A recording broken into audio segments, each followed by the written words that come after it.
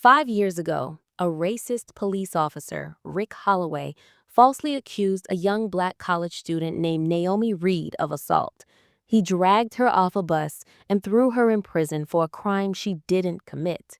Now, Naomi is back in her hometown, standing at the same bus stop. Dressed in athletic wear with a backpack slung over her shoulder, she is different. She is calm, confident, and observant. The townspeople at the bus stop recognize her but are hesitant, remembering the scandal that forced her family to move away. Rick Holloway, still a police officer, arrives. He is cocky and arrogant, just as Naomi remembers. He sees her, and a flicker of recognition crosses his face before he quickly recovers. He confronts her, trying to humiliate her again by accusing her of loitering and demanding to see her ID. Unfazed, Naomi calmly tells him she's waiting for the bus. He leans in to intimidate her, reminding her that the last time they met, things didn't go so well for her. Naomi doesn't flinch. She remains silent, letting her eyes tell the story of her 3 years in prison. Rick is visibly agitated by Naomi's composure. She breaks her silence, speaking in a low, steady voice and accusing him of planting evidence and lying in his report 5 years ago. He is caught off guard, and his facade of confidence begins to crumble. As he tries to regain control and intimidate her with threats of felony charges, she simply reminds him that doing what he did is also a felony. He tries to assert his authority by pulling out his notepad and reaching for his radio, threatening to arrest her. Just as he starts to call for backup, Naomi calmly reaches into her bag and pulls out a leather wallet with a gold badge and ID. She holds it up, revealing her new identity: Naomi Reed, State Civil Rights Division investigator. The crowd at the bus stop, which had been quietly watching, now stares in shock. Rick is speechless. His face pales as the reality of her new position and her purpose sinks in. He accuses her of having a fake badge, but she calmly tells him to call the number and verify it. He is paralyzed with fear, realizing he no longer has the upper hand. The past he thought he had buried is now standing in front of him, armed with the law and a purpose to expose him. Rick stands there, stunned, and the crowd begins to turn on him. The elderly man from the jury recognizes Naomi and speaks up, affirming that she was just a girl back then. Another woman remembers the case, and whispers spread through the crowd, with people recalling the story from the local paper.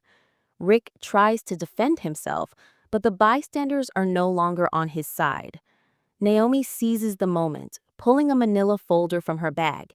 She tells him it contains 3 open complaints filed against him in the last 9 months, 2 for excessive force and 1 for racial profiling.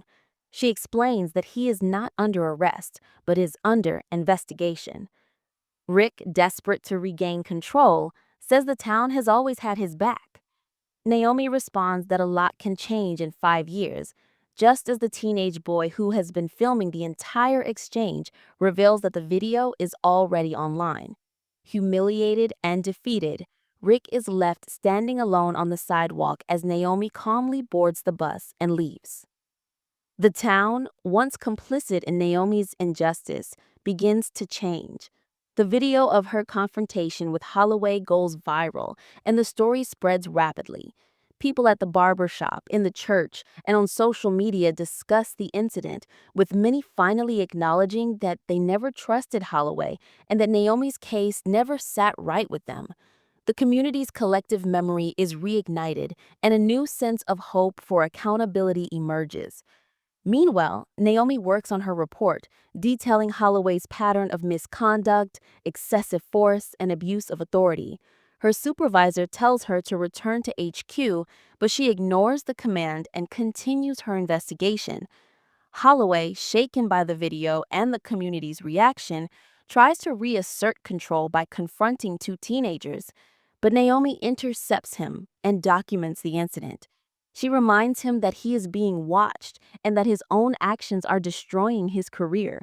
Humiliated once more, He is left to face the consequences of his long history of abuse.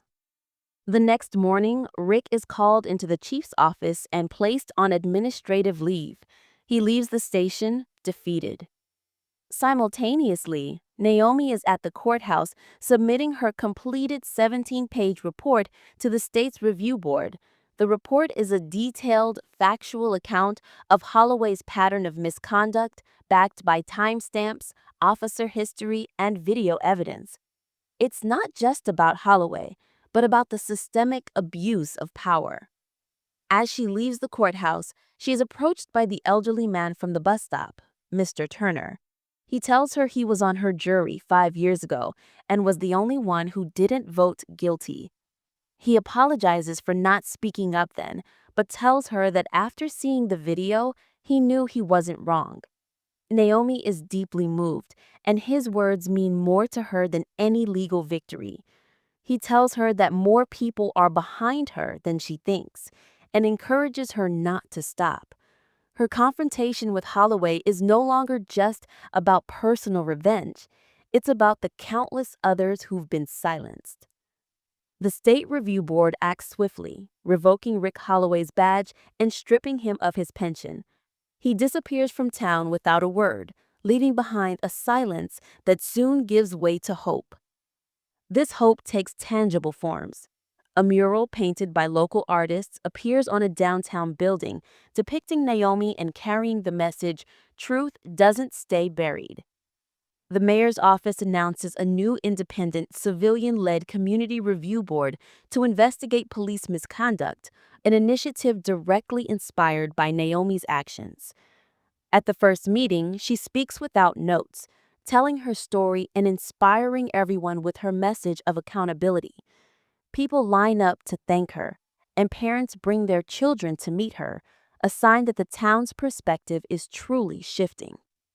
The mayor and planning board decide to honor her by naming a new community center after her, to be built at the very spot where her life was derailed, the bus stop on Main and Ellis.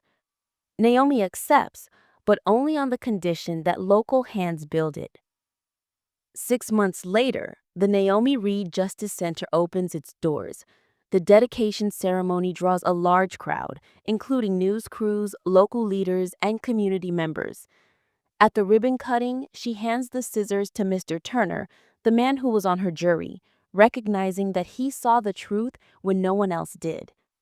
Inside the center, there's a wall of names, not just hers, but dozens of others who've been mistreated and silenced. In the lobby stands a bronze sculpture of a bus bench with the inscription, "Where Truth Waited." The center is a place for education, legal aid, and outreach, symbolizing the community's commitment to justice. Naomi reflects on how the badge on her wall represents not a personal victory, but a responsibility. She understands that justice is a continuous effort, not a single event. The story comes full circle as Naomi returns to the same street corner. The air is quiet and misty, just as it was before, but everything has changed. The Naomi Reed Justice Center now stands behind her, a beacon of hope and a testament to her work. She gets on the bus, taking the same seat she sat in 5 years ago. This time, there is no fear or anger, only a sense of peace. She watches the town go about its day, people living their lives unaware of her role in their newfound hope. At a later stop, an older woman gets off the bus and thanks her, having recognized her name from the building. She smiles, knowing her mission isn't about headlines or personal recognition, but about creating lasting change for others. She walks to the diner where she once worked in silence and is now greeted with smiles and a reserved table. People approach her, sharing how her story has inspired their children. The story concludes with a powerful message. Justice doesn't always come with sirens and shouting. Sometimes it comes quietly, with a file folder, a calm voice, and the courage to make a difference.